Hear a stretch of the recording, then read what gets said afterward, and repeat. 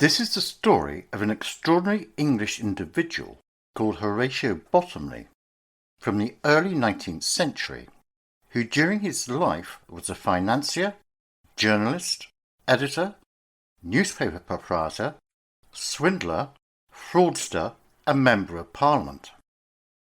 He is best known for his editorship of the popular magazine John Bull and for his nationalistic oratory during the First World War. His career came to a sudden end when, in 1922, he was finally convicted of fraud and sentenced to 7 years' imprisonment. This is the scandal of the man who scammed Britain. He came from unlikely beginnings. Bottomley was born on the 23rd of March 1860 at 16 St. Peter's Street, Bethnal Green, in London, the second child and only son of William Bottomley, a tailor's cutter, and Elizabeth. William Bottomley's background is obscure, but Elizabeth belonged to a family of well-known radical agitators.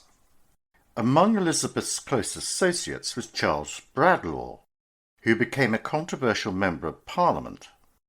A long-standing friendship between Bradlaugh and Elizabeth led to rumours that he, not William Bottomley, was Horatio's biological father, a suggestion that Bottomley in later life was prone to encourage. This is all circumstantial, as it was based on the resemblance between Bradlaugh and Bottomley. His father died in 1864, and his mother a year later. Horatio and his elder sister, Florence, were initially looked after by their uncle William Horatio, an artist living in the district of Marylebone. After a year, they were boarded out to foster parents, at their uncle's expense. This arrangement lasted until 1869, when Florence was formally adopted by a foster family. Horatio felt unable to continue supporting Horatio and sent him to Josiah Mason's orphanage in Erdington, Birmingham.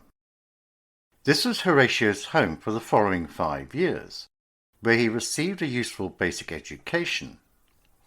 In 1874, when Horatio was 14, he ran away. His aunt, who lived in nearby Edgbaston, gave him a home whilst he worked as an errand boy. This lasted only a few months before he went to London, where he began an apprenticeship as a wood engraver. Bottomley soon gave up his apprenticeship, and after a series of humdrum jobs, found work in the offices of a city firm as solicitors. Here he picked up a working knowledge of English legal procedures, and was soon carrying out a workload far exceeding his normal duties of an office junior. With his uncle's encouragement, he learned shorthand at Pitman's College, a skill which helped him to get a better job at a larger legal firm. He also came into closer contact with the Hollyoake Circle, where he acted as an unpaid assistant in the group's publishing activities. He met Bradlaugh, who encouraged him to read more widely, and Bottomley was strongly influenced by him and considered him his political and spiritual mentor. In 1880, Bottomley married Eliza Norton, the daughter of a debt collector, but she was not seen as his intellectual equal. He left his job to become a full-time shorthand writer for Walpole's, a firm that provided recording and transcription services for the law courts. His competence impressed his employers sufficiently for them, in 1883, to offer him a partnership, and the firm became Walpole and Bottomley. His association with Bradlaugh had awakened his interest in publishing and politics, and in 1884 he launched his first entrepreneurial venture, a magazine called the Hackney Hansard. This journal recorded the business of Hackney's local parliament, essentially a debating society that mirrored the proceedings at Westminster.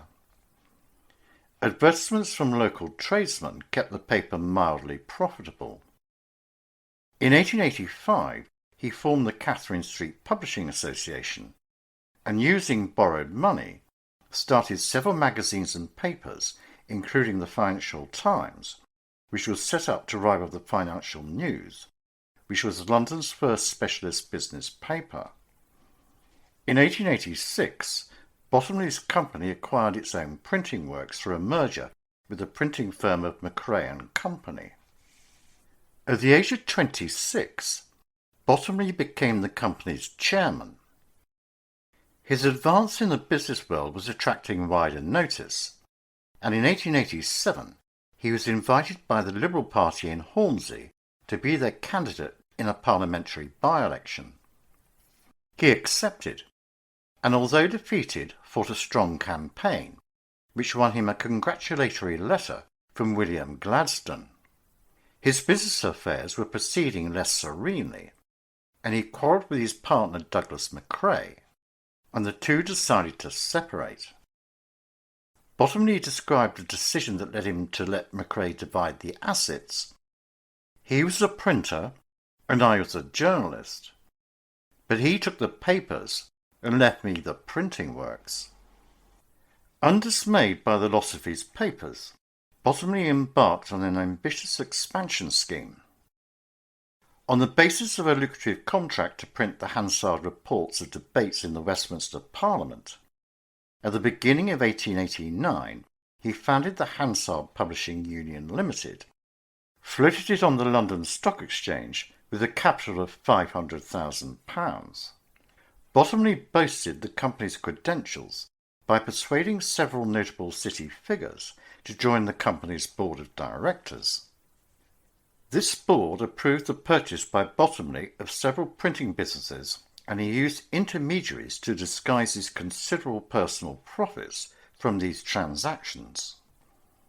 He also persuaded the board to give him £75,000 as a down payment for some publishing firms in Austria, for which he was negotiating, although the firms were not acquired. These outgoings and other expenses absorbed the union's capital, and with few revenue streams it quickly ran out of money. Without any statement of accounts in July 1890, Bottomley announced a profit for the year of £40,877 and declared a dividend of 8%. By the end of 1890, many city figures were suspicious of the Hansard Union and were openly calling it Bottomley's swindle. Despite his outward optimism, in December the company defaulted on the payment of loan interest, and in May the following year, amid growing rumours of insolvency, the shareholders petitioned for the company's compulsory winding up. Bottomley, who had taken at least £100,000 from the company, filed a petition for bankruptcy. Under examination by the official receiver, he could not say where the money had gone, and professed total ignorance of the company's bookkeeping. After further inquiries, the Board of Trade instituted prosecutions for fraud against Bottomley and 3 others. The trial began in the High Court of Justice on the 30th of January 1893. Bottomley conducted his own defence. To most observers, the case against him seemed watertight. It was established that, through his nominees, Bottomley had repeatedly bought companies for far less than the prices approved by the Hansard Union directors, and had pocketed the difference. He did not deny this, insisting that use of nominees was an accepted commercial practice, and that his actual profits had been much smaller than reported, and his expenses had been huge. He was helped in his case by the slackness with which the prosecution presented its evidence, and their failure to call key witnesses. He was further helped by his own convincing oratory. The essence of his argument that he was the victim of machinations by the official receiver and the debenture corporation, who had been determined to win prestige by bringing Bottomley down and wrecking his company. On the 26th of April, after his defence had summed up massively in his favour, Bottomley was acquitted along with the other defendants. The Hansard Union case far from damaging Bottomley's reputation, had left a general impression that he was a financial genius. He avoided the stigma of bankruptcy by arranging a repayment plan with his creditors, and swiftly embarked on a new career promoting Western Australian gold mining shares. The discovery of the precious metal in Kalgoorlie and adjoining areas in the early 1890s had created an easily exploitable investment boom. After all, a hole in the ground could be promoted into a very promising gold mine, and investors would only find out that they had backed a loser after the mine had been floated as a public company and they had paid hard cash for their shares. By 1897, through skillful exploitation of demand, Bottomley had accumulated a considerable personal fortune, and he won plaudits when he announced that he would pay £250,000 to the creditors of the Hansard Union. The bulk of this payment was offered in shares in one or other of his mining ventures. As his wealth increased, he adopted an increasingly ostentatious lifestyle. In London, he lived in a luxurious apartment in Pall Mall. He took numerous mistresses, whom he visited in several discreet flats in different districts of the city. He owned several racehorses, but he often lost large sums through unwise bets. He bought a modest property in Upper Dicker, near Eastbourne in East Sussex. He called it the Dicker, and over the years extended and developed it into a large country mansion, where he entertained extravagantly. Bottomley had retained his parliamentary ambitions, and in 1890, before the Hansard Union crash, he was invited by the Hackney South Liberals to be their candidate in that year's general election. He lost by 280 votes after a bitterly fought campaign in which Bottomley was described in one newspaper article as a barefaced swindler whose place is in the Old Bailey, not in Westminster. He was subsequently awarded £1,000 libel damages against the writer. By the turn of the century, the boom in speculative shares had faded away, and some of Bottomley's fellow promoters were facing charges of fraud and misrepresentation. Bottomley ceased his operations and resumed his earlier role of newspaper proprietor. In 1902 he bought a failing London evening paper, The Sun, to which he contributed a regular column. Another innovation was Bottomley's employment of celebrity guest editors for special editions. The paper was not a financial success, and Bottomley sold it in 1904.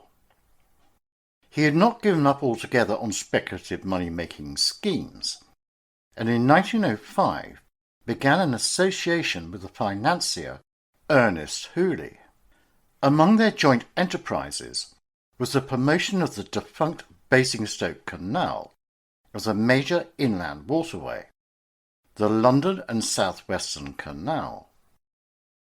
Bottomley later made a substantial out-of-court settlement of an action brought by investors who had bought worthless shares in this failed venture.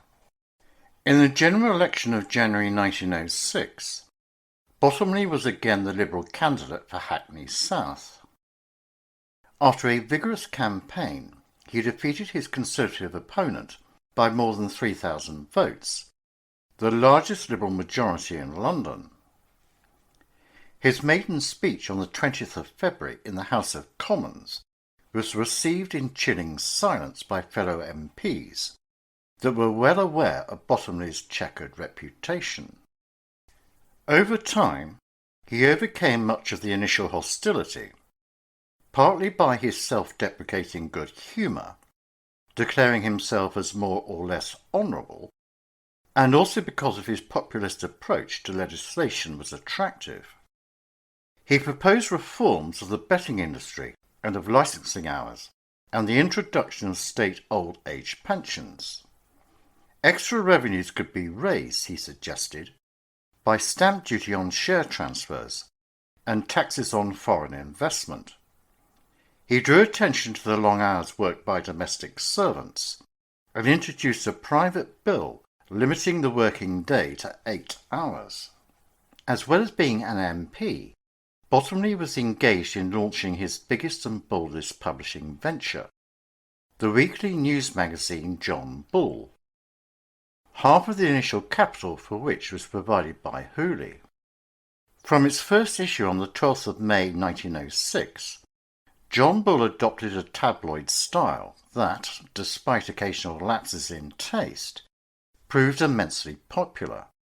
Among its regular features, Bottomley revived his The World, the Flesh and the Devil column from The Sun, and also adapted that paper's slogan, "If you read it in John Bull, it is so."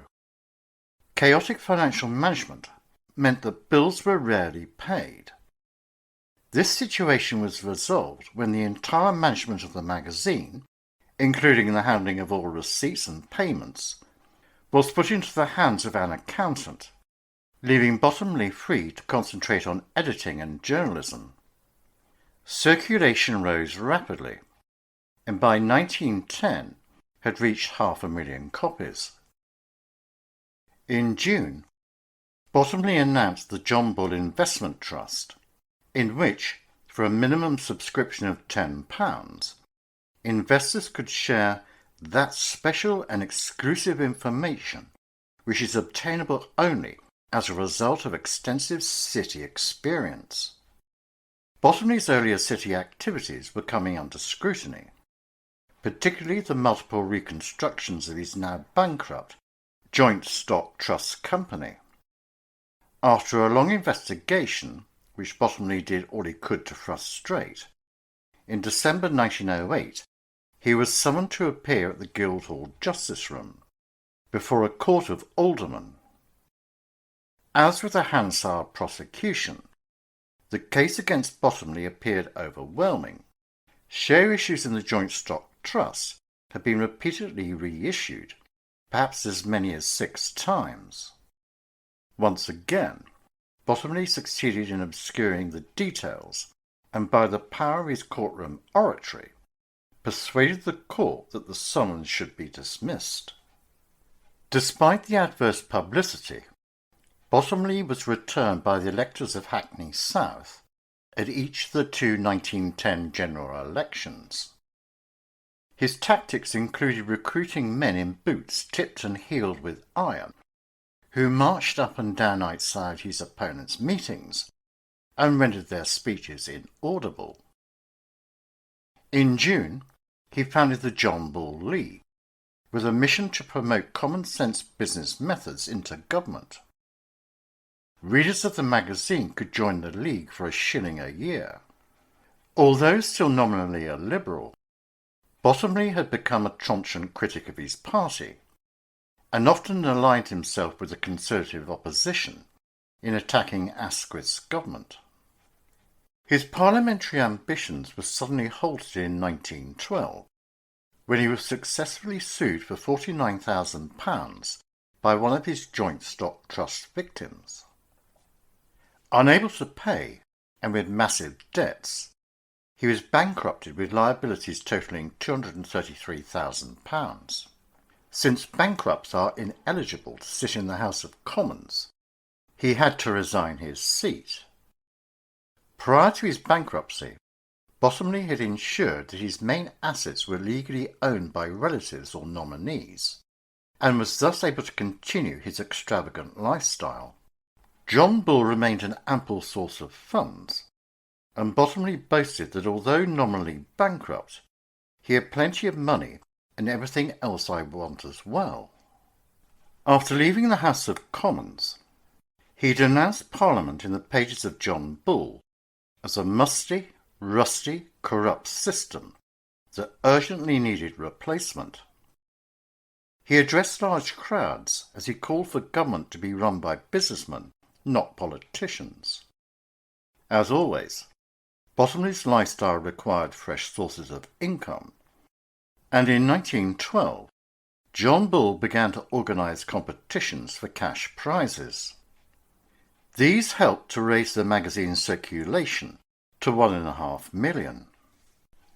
In 1913, he met a Birmingham businessman, Reuben Bigland, and together they began running large-scale sweepstakes and lotteries, operated from Switzerland to circumvent English law. Again, doubts arose about the genuineness of declared winners.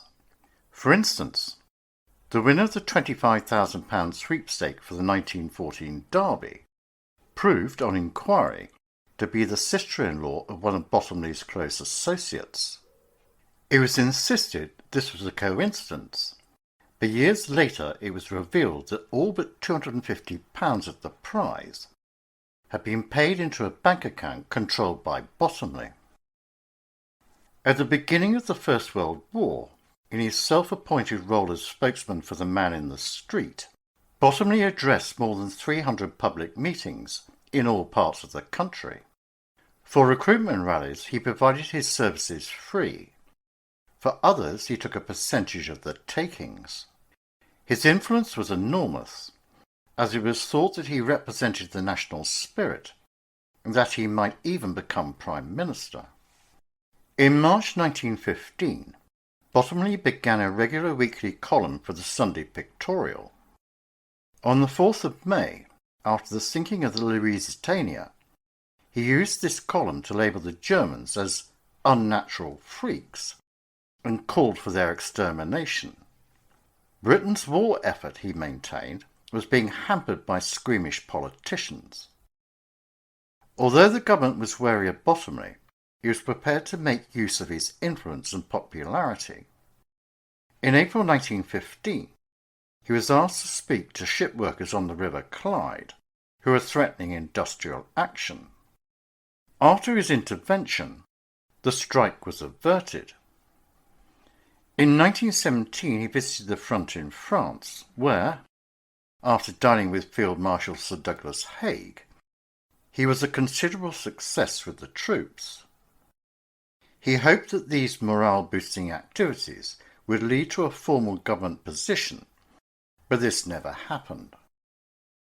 When the war ended in November 1918, and a general election was announced, he knew that to be a candidate, he needed a discharge from his bankruptcy.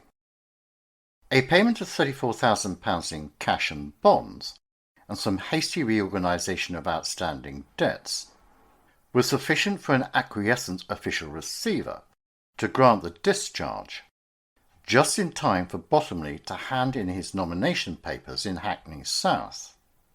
In the general election on the 14th of December, he stood as an independent, under the slogan, "Bottomley, Brains and Business," and achieved a massive victory, with almost 80% of the votes cast. He would be, he said, the unofficial Prime Minister, watching the government's every move to ensure that it acted in the interests of our soldiers, sailors and citizens. Bottomley was, at least for a short time, an effective parliamentarian who spoke on a range of issues. In July 1919, Bottomley announced his Victory Bonds Club, based on the government's latest issue of Victory bonds. Normally, these bonds cost £5. In Bottomley's club, subscribers bought units for a minimum payment of £1 and participated in an annual draw for prizes up to £20,000, funded from accrued interest. Contrary to Bottomley's public statements, not all the money subscribed was used to buy bonds. In October, he used War Bonds funds to buy two obscure newspapers, the National News and the Sunday Evening Telegram. The papers were not financially successful, and in 1921, Bottomley closed the Telegram and changed the name of the National News to Sunday Illustrated.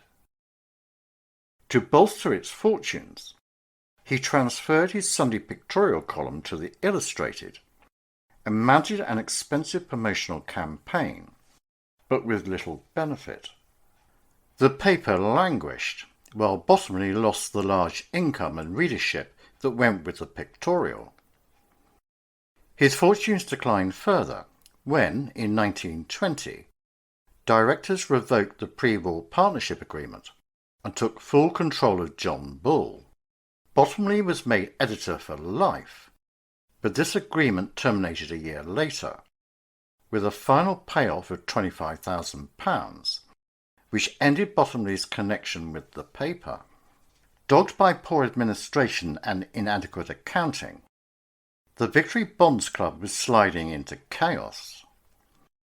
Public unease grew, and soon hundreds of subscribers were demanding their money back.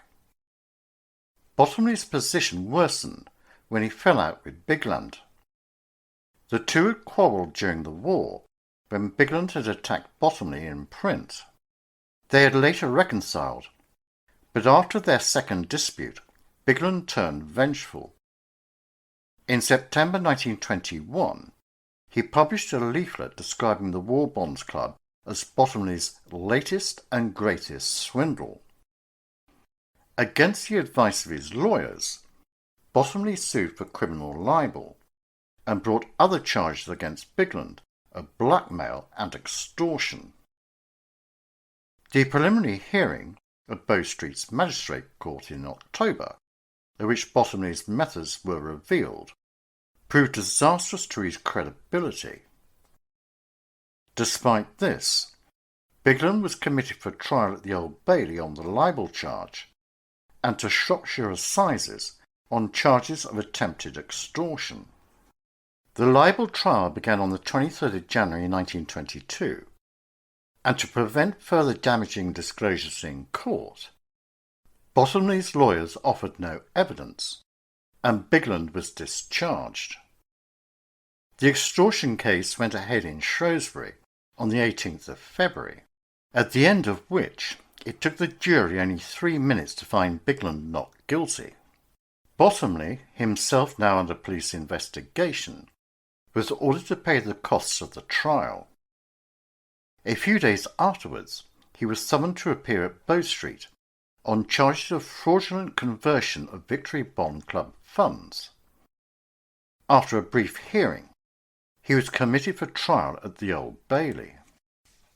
The trial began on the 19th of May.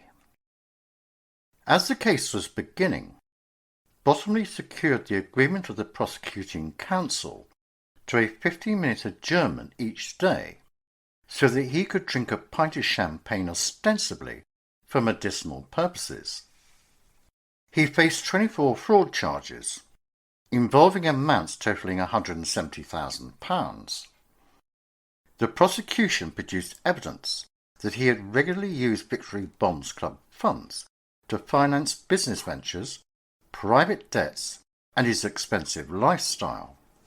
He defended himself, claiming that his legitimate expenses in connection with the club and repayments made to Victory Bonds Club members exceeded total receipts by at least £50,000. He declared he had never misappropriated a penny. The weight of evidence suggested otherwise, and the jury required only 28 minutes to convict him on all but one of the charges. He was sentenced to 7 years penal servitude. After the dismissal of his appeal in July, Bottomley was expelled from the House of Commons. He spent the first year of his sentence in Wormwood Scrubs, where he sewed mailbags, and the remainder in Maidstone Prison, where, although conditions were squalid, he was given lighter work. He was released on the 29th of July 1927, after serving just over 5 years, and he returned to the Dicker, still his family home, owned at the time of his bankruptcy by his son-in-law. Although now 67 years old and in indifferent health, Bottomley tried to resurrect his business career. He raised sufficient capital to start a new magazine, John Blunt, as a rival to John Bull, but the new venture lasted little more than a year before closing. having lost money from the start. In September 1929, he began an overseas lecture tour, which failed utterly, as did an attempt at a British tour, during which he was received with indifference or hostility.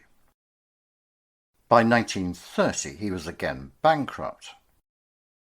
His wife Eliza died that year, after which Bottomley's former son-in-law, Jefferson Cohen, who owned it, evicted him from the dicker. For the remaining years of his life, he lived with his long-time mistress, the actress Peggy Primrose, whom Bottomley, in his years of riches, had vainly tried to promote to stardom. He lived with Primrose in quiet poverty until his final illness. He died at the Middlesex Hospital on the 26th of May 1933 at the age of 73, and his body was cremated at Golders Green Crematorium a few days later. A large crowd heard the Reverend Basil Bourchier express the hope that no one here today will forget what Mr. Bottomley did to reviving the spirits of our men on the front. 4 years later, in accordance with Bottomley's wishes, Peggy Primrose scattered his ashes on the Sussex Downs. She died in October 1956.